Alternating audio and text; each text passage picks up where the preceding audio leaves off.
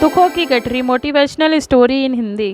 Welcome to my YouTube channel Gyan Sagar में आपका स्वागत है। ये दुखों की मोटिवेशनल स्टोरी किस पे आधारित है? जीवन में जब भी हम खराब दौर से गुजरते हैं तो मन में यह विचार ज़रूर आता है कि परमात्मा मेरी परेशानियां देखता क्यों नहीं है, मेरी परेशानियां दूर क्यों नहीं करता है। लेकिन सुख दुख तो हमारे जीवन का हिस्सा है। जीवन है तो परेशानियां भी होंगी। एक युवक की अपनी तमाम परेशानियों के लिए भगवान से शिकायत पर आधारित यह स्टोरी दुखों की गठरी। नवीन अपनी परेशानी से जूझ रहा था। उसे लगता था कि एक अकेला वही संसार का सबसे दुखी व्यक्ति है। सिर्फ उसी के जीवन में तमाम मुसीबतें हैं।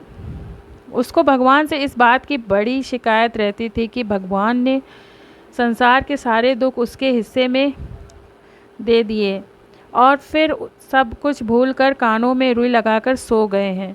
नवीन सोते जागते भगवान से प्रार्थना करता और फिर कभी भगवान को दोष देता तो कभी खुद को कोसता रहता। भगवान है कि ना तो विनती से सुन रहे थे और ना उसके उल्हाने पर। अब नवीन बेचारा करे भी तो क्या करे। एक मुसीबत खत्म होती नहीं कि दूसरी आ जाती। एक दिन उसने सोने से पहले प्रार्थना की, प्रभु मैं आपके सामने कहता कहता थक गया। अब और मिन्नतों की इच्छा नहीं है।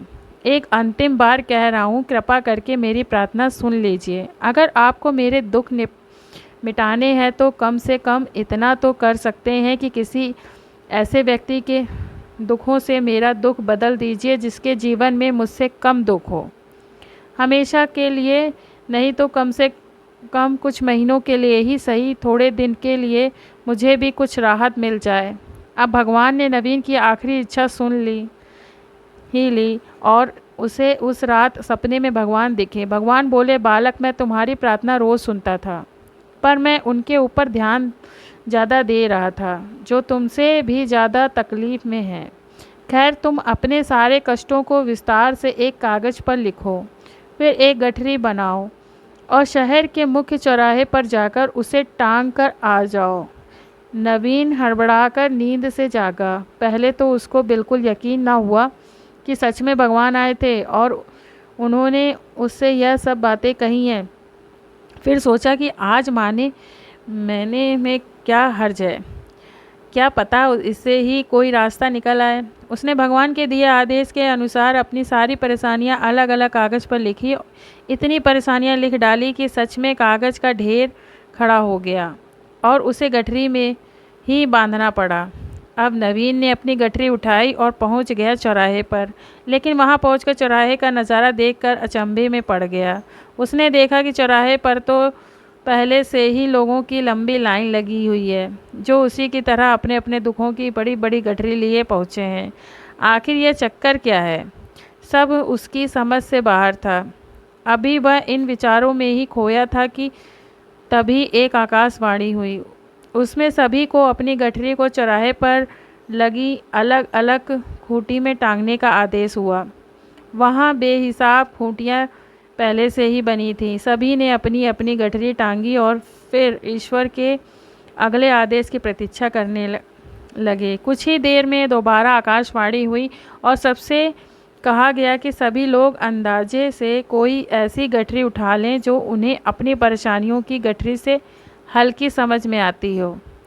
अब उन्हें वही दुख भोगने होंगे जो उनकी चुनी हुई गठरी में दर्ज होंगे। आकाशवाणी सुनते ही सभी हल्की से हल्की गठरी को लपकने के लिए दौड़े। सबके साथ नवीन भी नई गठरी चुनने के लिए भागा। खूंटी में टंगी समस्त गठरियों को घूरता हुआ वह काफ़ी देर तक अंदाज़ा लगाता रहा। अब उसे एक डर और था कि कहीं वह कोई ऐसी गठरी न उठा ले कि जिसमें पहले से भी ज़्यादा दुख हो। अगर ऐसा हुआ तो परेशानियां और बढ़ जाएंगी और मुझे लेने के देने पड़ जाएंगे। जीवन तहस नहस हो जाएगा। सो अलग अब उसके मन में तरह तरह के विचार आने लगे। वह सोचने लगा कि कम से कम वह अपने दुखों से भली भांति परिचित तो है और उन्हें झेलने का आदी भी हो गया है। उनके लिए कुछ रास्ते निकालने की शुरुआत भी की है। शायद उसका परिणाम आए तो एक आध दुख घट ही जाए। कहीं ऐसा ना हो कि चुनी हुई गठरी में दुख और भी ज़्यादा पीड़ादायक हो जाए। ऐसे विचारों में खोया वह एक के बाद एक गठरी के सामने से गुजरता, लेकिन तय नहीं कर पाया कि कौन सी गठरी चुनी जाए। उसे यह भी डर था कि कहीं कोई उसकी गठरी न उठा ले। इसी उधेड़-बुन में फंसे नवीन ने आखिरकार अपनी गठरी ही उठा ली और चल पड़ा। उसने तय किया कि वह अब इन चुनौतियों का मुकाबले पहले से ज़्यादा मजबूती से करेगा। धीरे-धीरे नवीन को अपने ही दुख दूसरों से कम होते हुए महसूस हो रहे थे। उसके जैसे ही भाव वहाँ मौजूद हर व्यक्ति में आ रहे थे। सच में सबको अपना दुख ज़्यादा बड़ा और ज़्यादा पीड़ादायक लगता है। लगता है कि वही संसार का सबसे दुखी प्राणी है, पर हमसे भी ज़्यादा जाने कितने और दुखी हैं।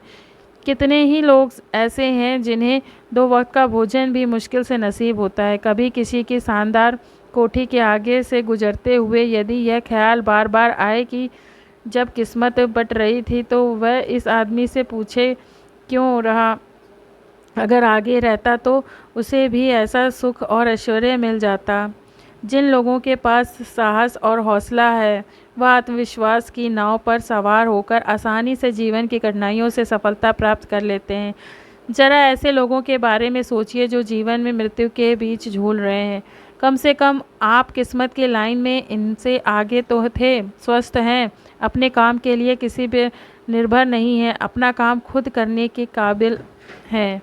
अगर आपको हमारी यह स्टोरी पसंद आई तो अपने फ्रेंड को भी शेयर कीजिए और कमेंट में बताइए कि आपको यह स्टोरी कैसी लगी। धन्यवाद।